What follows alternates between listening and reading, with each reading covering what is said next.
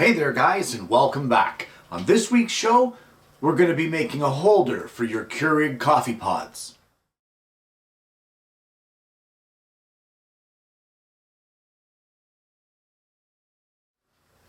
Well, like so many coffee lovers out there in the world, I have a Keurig maker, and those silly pods are everywhere. I mean, how do you store them? And a quick search on Amazon will show you for as many pods as there are in the world, there's just as many of the holders. But they're all so darn bulky. I mean, they take up massive amounts of room on your counter or under your Keurig. They have a large footprint, and the reason for that, of course, is the pods are bulky. So what I'm going to try to do today is I want to make a holder that is going to mount at the top of your cupboard so that it doesn't use up any of the space in the bottom. Well, I have this scrap of pine that is left over from our folding children's rocking chair build, and what I want to do is, it's a very odd shape. So the first thing we're going to do is I'm going to square it off and cut out of it the largest piece that I can get.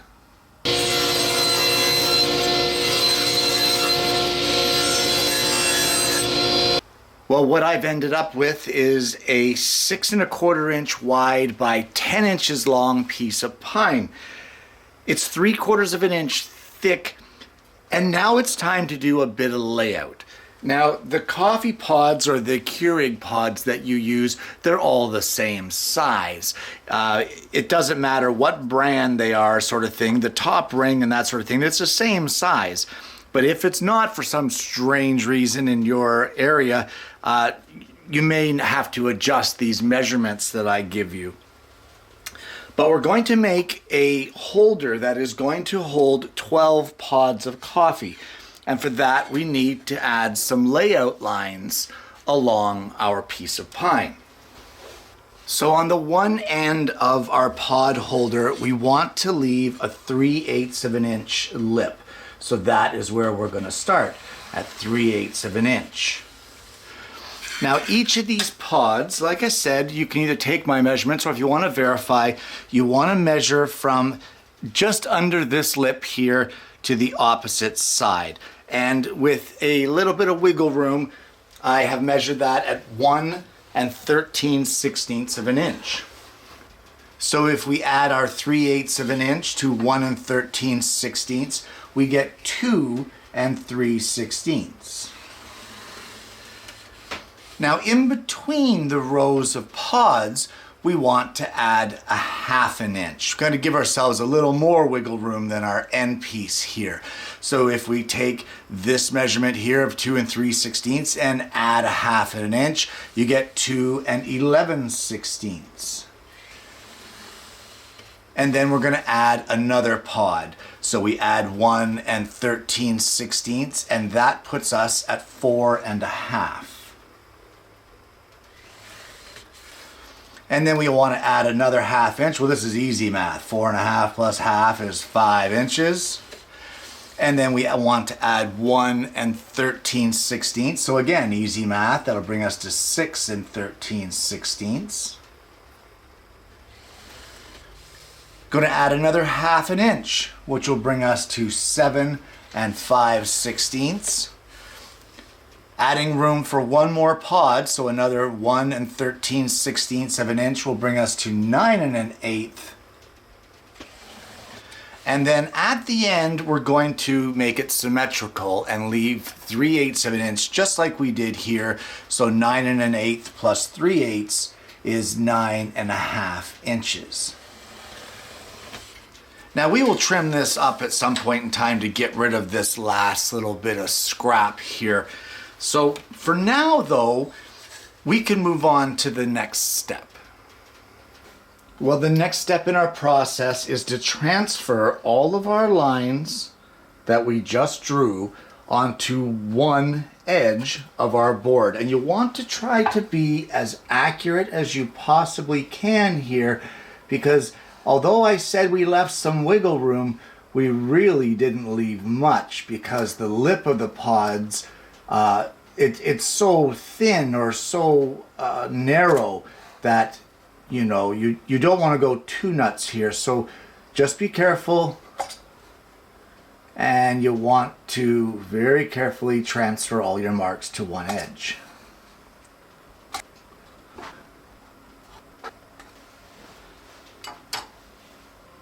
Well, I have my blade raised up in my table saw to 3/8 of an inch, and I've locked it down. And we want to define these center sections here that measure 1 13/16. So all I'm going to do is I'm going to line up my blade just to the edge of the line, just like that. Set my stop to help me hold it. And we're going to put a kerf right down that line, as well as the next one over, and the next one over, and the next one, and the next one, and so on until we get to our last one at the end.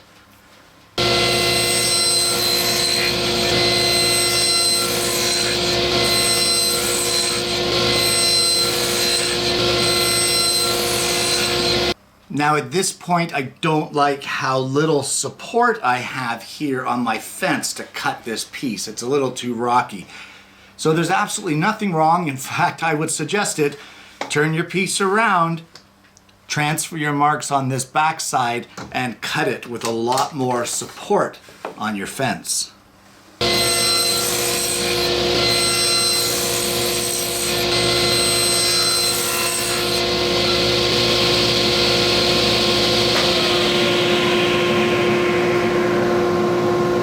Well, at this point now, you should have something that looks like this.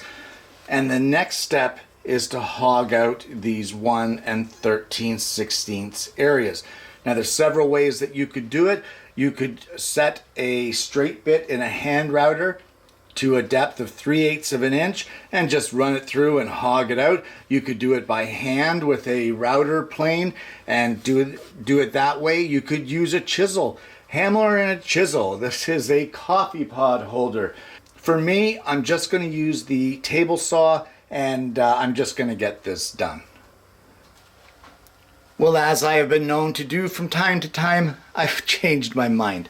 I decided that I don't get to use my router plane very often, so I'm going to use hand tools for this, and we're going to hog out our areas in order to house our K-cups.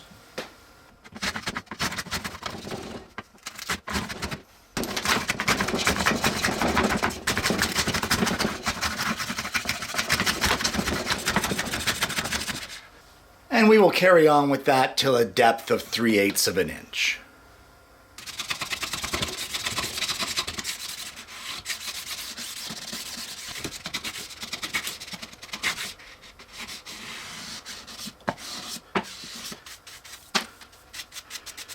And now you can do the same thing for the other 3 sections. And you should now have something that looks like this. Now, truth be told, in the interest of saving time for filming, I used a dado blade on the table saw to finish off the last 3. It's up to you what method you want it to use. Your next step, or the next thing that you're going to need, is one of these. And what this is a slot router bit. You guys saw me use this in our incense holder build, and we're going to take this over to the router table and install it. Well, over here at the router table, I have used my board to set the height of my slot bit. You can see there that it's just at 3/8 of an inch high, as it just barely kisses the top edge of our, I guess you'd call these inch and 3 or 13/16 dados. And what I've done is I've rotated the bit and lined it up so that it's just barely, and I mean barely, going to take a little sliver and place a sliver of a notch right at the top of this edge. So let me run this through. I'm going to put the guard back in place. I only put it there so you guys could see what was going on. We're going to put the guard back in place, and I'm going to run this piece through, and I'll show you the slot that we end up with. Well, there you can see our little bit of a notch there, and honestly, I don't think it's enough. So I'm going to adjust the fence and take another pass on it and make it just a little bit deeper. And there we go, that looks a little better. Now, truth be told, you're going to need that slot to be about 1/8 of an inch deep. So I'm going to reset the fence now and place markings along here at 1/8 of an inch in from each edge. And all I'm going to do is keep readjusting the fence and then run that slot bit at the same height we're at right now, right down along each edge of our center spines here.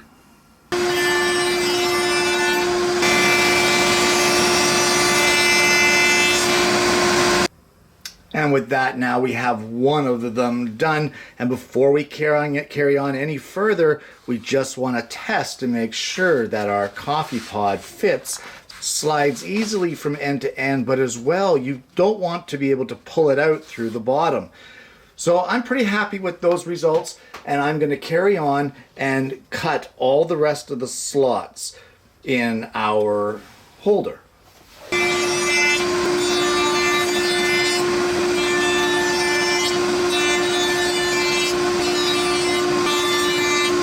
With all of those slots cut, we're now just going to take this over to the table saw, and this extra length that we had here, we're going to cut it off so that we have the same 3/8 thickness here as what we have on this side.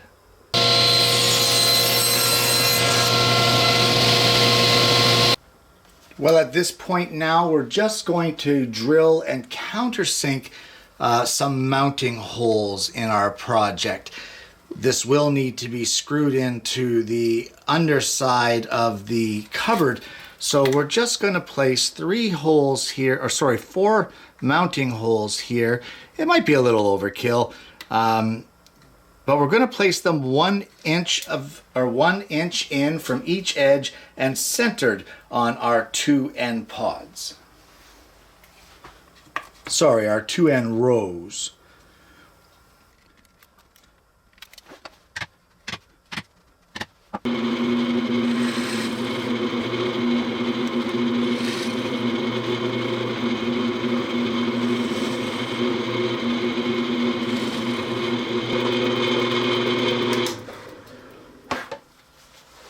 And the final step here is just to give this thing a thorough sanding.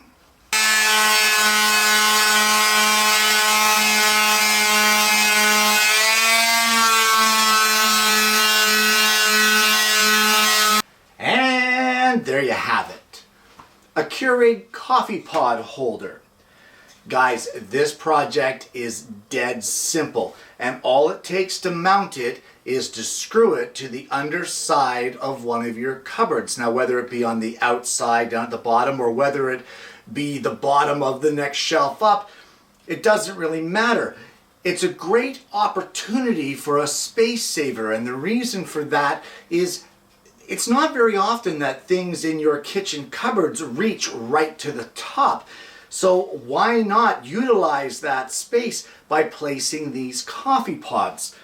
Now, if you don't have a router plane or you don't have a dado as the 2 devices I used on this, as I said earlier, you can use a hand router. If you don't have a hand router, you could use a chisel. If you don't have a chisel, you could use a table saw and just nibble away at this.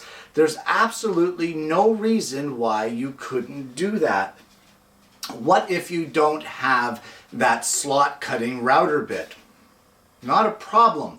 A little small hand saw, you've seen me use them sometimes on the show, you can very easily get in there with that and just cut away a saw curve. It's not that difficult. The size that I give you here, guys, I drink 1 coffee in the morning, unless it's Saturday or Sunday, in which case I enjoy a second coffee. So this holds 12 pods. That's plenty for me. If you want to hold more, make it bigger. It's as simple as that. If you want this to be out in the middle of your kitchen, right up underneath your cupboards where everyone can see it, don't use pine. Use wood, use mahogany, use maple, use walnut, whatever you like. You can laminate and make it really interesting. Again, what if you don't have the tools to cut these slots? Don't worry about it. What is wrong with having a board that is just 3/8 of an inch thick and then gluing a strip on and then another strip on top to create those slots? There is more than one way to do every process that I ever show you on this show, and please don't ever think that the method I show you is the only method, because all it takes is a little bit of imagination and you can accomplish anything in your shop. And as long as you're being safe about it, who's to tell you that you're wrong? Guys, this project came about because I got tired of seeing those Keurig pods piled up in the cupboard, and you go to take one out, you're groggy in the morning and the whole thing falls over. It's a pain in the neck. So this came out of necessity, but what it also created was an opportunity for me to use my router table, and an even better opportunity for me to bring this project to your attention for all of you out there that either have the exact same problem that I have up until now, or those of you that are beginning and want a simple and useful project that you can practice on. Minimal stock, minimal effort, and you know what? It's a lot of fun. Simple as that. Guys, I want to thank you for tuning in this week. If you haven't already, please don't forget to like and subscribe. Click that bell so that you don't miss the notifications of future episodes of the show. I really appreciate all of your support, guys. I hope you're going to try this project for yourself, but more importantly, I hope you're going to join me again next week when I bring you yet another woodworking video.